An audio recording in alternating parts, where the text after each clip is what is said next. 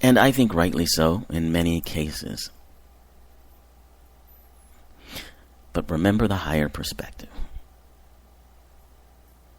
And what I'd like to say, and this regards all of it, this regards the idea of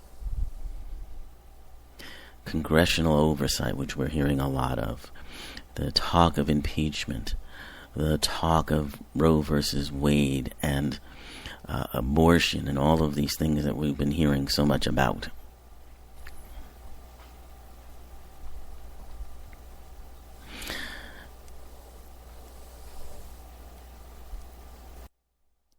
And what I'd like to say is that our laws, the laws that we've created to guide this country, the laws we've agreed upon to guide this country, are only as strong as their weakest links.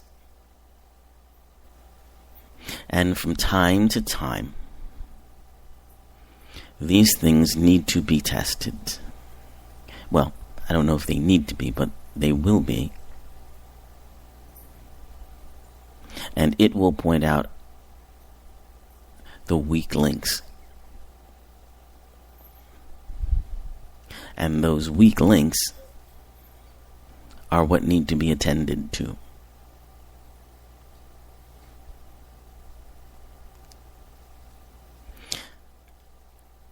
It forces us to reevaluate who and what we are,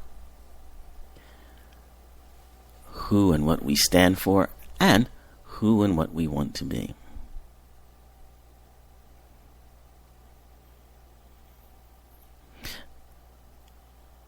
Now, I've spoken about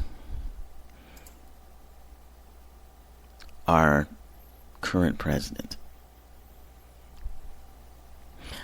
And when I've spoken about him, and I've talked about this since he began his run in 2016, and I've continued to talk about it, infrequently throughout the years as he's been president. And his mission from the higher perspective, from the spiritual perspective, as I've mentioned, and the way I've seen it through my meditations and guidance, is that he is part of this energy that Native Americans, particularly the Lakota people, call Heyoka medicine. Now, in traditional indigenous Native American culture, medicine is not what we think of as in Western society as something you take to cure an ill. Medicine is an energy. That's how it might translate best in modern Western thought. It's an energy that you can use to increase understanding, make things better, change things. It's an energy in the universe. That's what medicine is. And Heyoka medicine is the medicine of the jester, the contrarian. It's also the satirist. This is the guy who moves and reacts in an opposite fashion to the people around them. And their effect is to turn things upside down.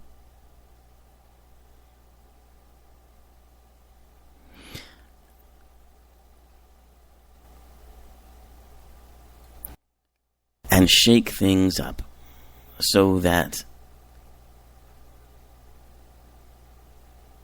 one can look at things in a different way, number one, and can reevaluate where and what they are doing. Now, I don't mean to trivialize this because there are very strict rules in indigenous society regarding the Heyoka person. And it is a sacred task. And I don't mean to imply that this is something that this man is done, or that he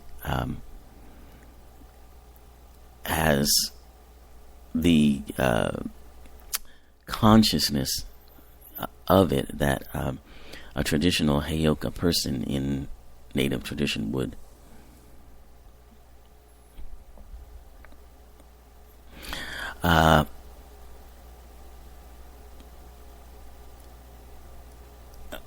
It is something that he's completely unaware of. But the energy comes through him, and I would say that. So in a way, just like many of the late night comedians and talk show hosts do, there's a similar energy, and it's an energy that's been going through our world for some time now.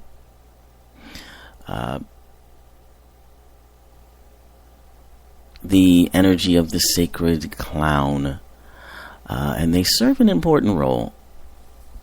They provoke laughter in distressing situations of despair, and in some cases these are situations of their own creation. They provoke fear and chaos when people feel complacent and overly secure, to keep themselves from taking themselves too seriously, or believing they are more powerful than they actually are. It's important to do that.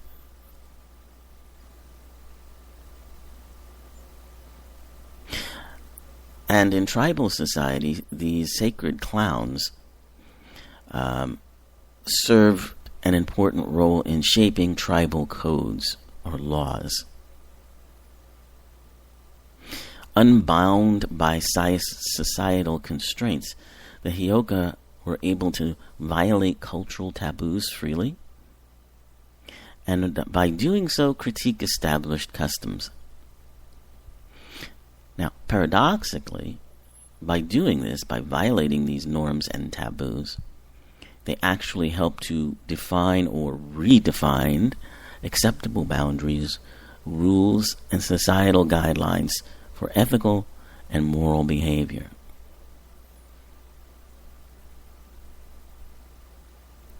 They're the ones that ask why about very sensitive topics.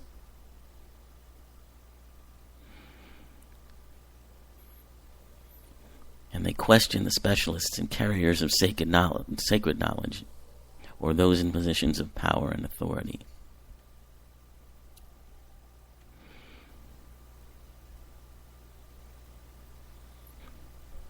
And I think very much that is what's going on.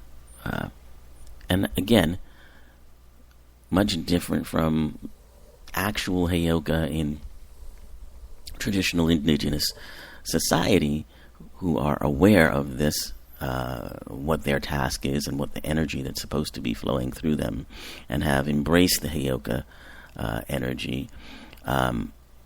This Heyoka energy is coming through,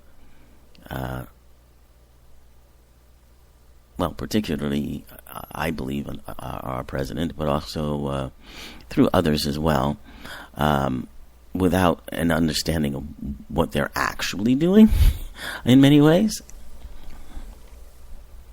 But the effect is the same.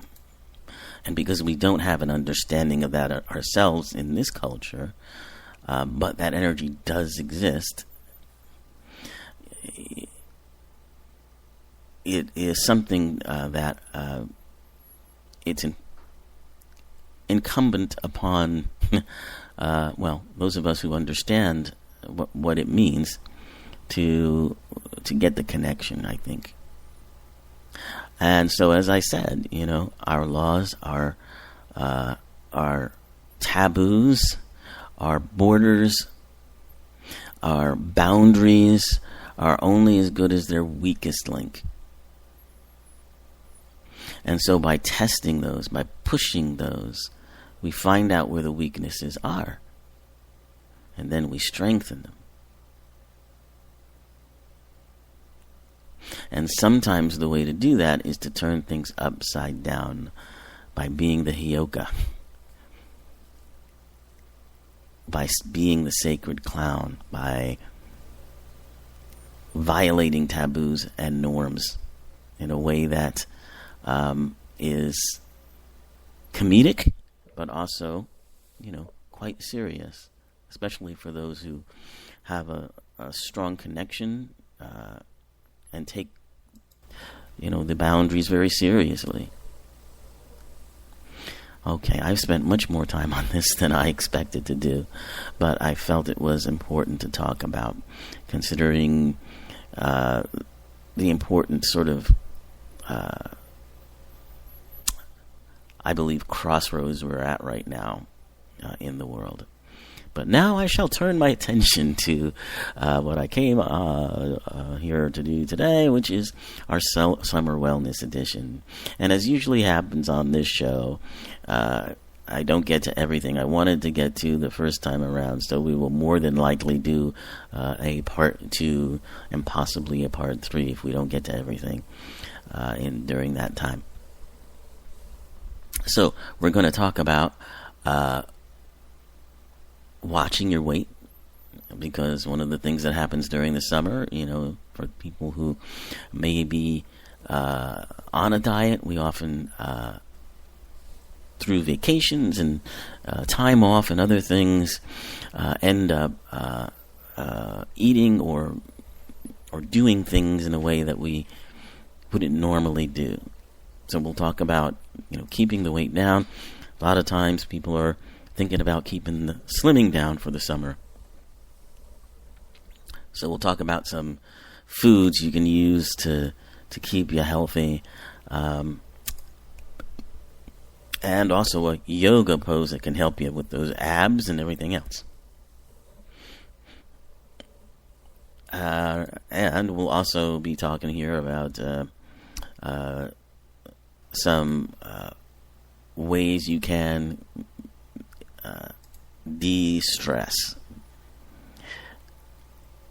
and exercise when there's no real availability of a gym or a bicycle or anything, particularly if you're on vacation somewhere and you need to exercise but there's no gym anywhere nearby. Sometimes you're staying at a hotel, they have a gym, but you might not be comfortable there. Well, we'll talk about building in a stair climbing workout into your routine, which can be done anywhere.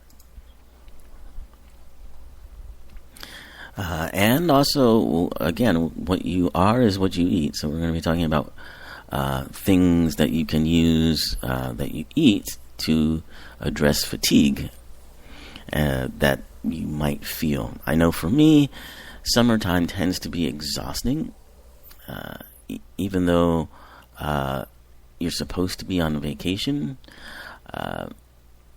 I find my energy being drained often just by the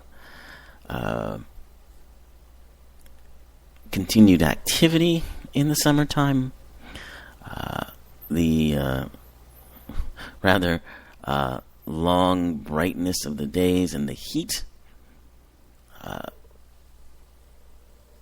I find these things to be a bit draining, and I'm guessing there's others that do too. So that leads to sometimes some stress. It can sometimes lead to depression, all of those things. But,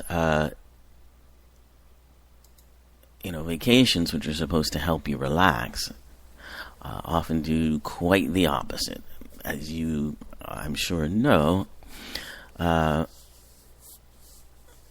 it sometimes can be very hard to avoid stress during vacation. And there's numerous sources of this stress. The idea of a vacation is, time to relax and unwind and enjoy time away from the daily grind. We all need that.